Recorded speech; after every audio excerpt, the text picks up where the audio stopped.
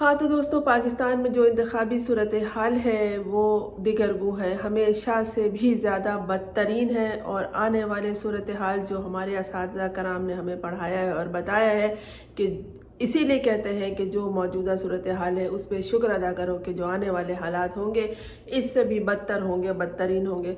अपने वतन के हवाले से तो हमारे मुंह में खाक के इस तरह की सूरत हाल हो, हमने हमेशा ख्वाब देखे हैं बेहतर से बेहतरीन के लिए और देखते रहेंगे।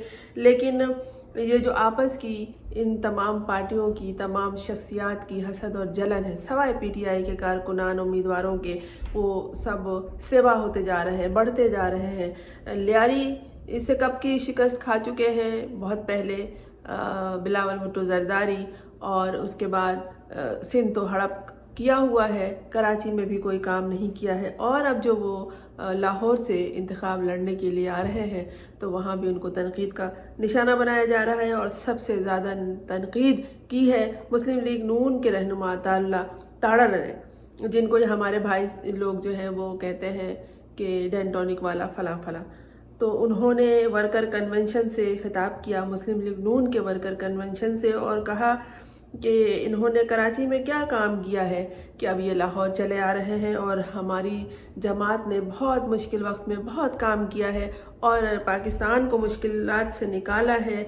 और जब भी कौम पे मुश्किल वक्त आया है तो एक ही जवाब आया है, नवाज शरीफ, नवाज शरीफ, नवाज शरीफ। वो अपने आप को मुश्किल हालात से हमेशा निकाल लिया करें तो यही बहुत है, वो क्या कौम को निकालेंगे। कौम क्या होती है, कौम की तारीफ क्या है, कोई पूछे इन लोगों से तो ये बताएंगे, शायद ना बता सकें।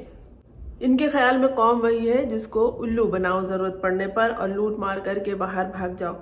अता ताड़र ने कहा कि लाहौर जहां बिलावल जरदारी आ रहे हैं इलेक्शन लड़ने के लिए, उस लाहौर को नवाज शरीफ से इश्क है। ये लाहौर नवाज शरीफ से इश्क करता है, ये नून लीग का किला है। लाहौर ने बुरे वक्त में भी नवाज शरीफ को कामयाब करके असेंबली तक पहुंचाया है। वक्त वक्त की बात होती है, कौन किसका किस वक्त होता है, कौन साथ छोड़ जाता है नहीं कह सकते, और सियासत में तो कुछ भी नहीं कहा जा सकता। अता ताड़र ने बताया है कि एन 127 में कोई बल्ला तो नहीं आया, बिलावल भुट्टो आ गया है। देखिए किस तरह से वो बिलावल के नाम का भी मजाक उड़ा रहे हैं कि बिलावल को उन्होंने दो हिस्सा कर दिया है, बिला अलग पढ़ा है उन्होंने और वेल अलग कर दिया है। और कहा कि यहाँ लाहौर में कोई बल्ला नहीं आया लेकिन बल्ला वल भुट्टो आ गया है। कराची में कौन सी दूध और शहद की नहरें बह रही हैं और तरक्याती काम किया है जो ये मुंह उठा के लाहौर इलेक्शन लड़ने आ गए हैं। अता ताड़र ने बिलावल भुट्टो को बाकायदा मुखातिब करके कहा कि कराची में कौन सा मंसूबा है तुम्हारे पास जो अब लाहौर भी उठ के आ गए हो। कराची का अमन नवाज शरीफ ने कायम किया, जबकि लाहौर कल और आज भी नवाज शरीफ का है। यानी वो कह रहे हैं कि कराची में अगर कुछ भी हुआ है कोई काम तो वो नवाज शरीफ ने किया है। काम तो वहाँ सारे वो वाले हुए हैं, बर्बादी और तबाही वाले, गटर वाले, कीचड़ वाले, खोदने वाले, तोड़ने वाले, फोड़ने वाले, लूटने वाले। तो अगर वो कहते हैं कि ये नवाज शरीफ ने किया है तो यकीनन किया होगा। बाहर बैठ के क्या प्लानिंग करते थे, यही तो करते थे। और अता ताड़र ने ये कहा कि 8 फरवरी को नवाज शरीफ का कर्ज वापस करना है जो बीवी को बिस्तर मर्ग पर छोड़कर बेटी का हाथ पकड़ के जेल चला गया था। मतलब बीवी जो थी वो बिस्तर मर्ग पर थी, आखिरी वक्त था उनका, और ये उसको वहीं छोड़ के और बेटी का हाथ पकड़ के जेल में चले गए थे। बहुत बुरा किया था। अगर अस्पताल में रहते तो कुछ देखभाल करनी होती, लेकिन जेल चले गए बेटी के का हाथ पकड़ के वहाँ खुद भी मज़े करेंगे और बेटी को भी मज़े कराएंगे। खाम में अस्पताल में तो जगह जगह कैमरे लगे होते हैं और उन पर नज़र रखी जाती, तो अच्छा है आराम से जेल में। उनके जेल के जो मामलात थे वो बड़े शाहाना थे, सबको मालूम है, इसकी बाकायदा रिपोर्ट आ चुकी है। तो अब ये रगेद रहे हैं बिलावल भुट्टो को कि आया क्यों।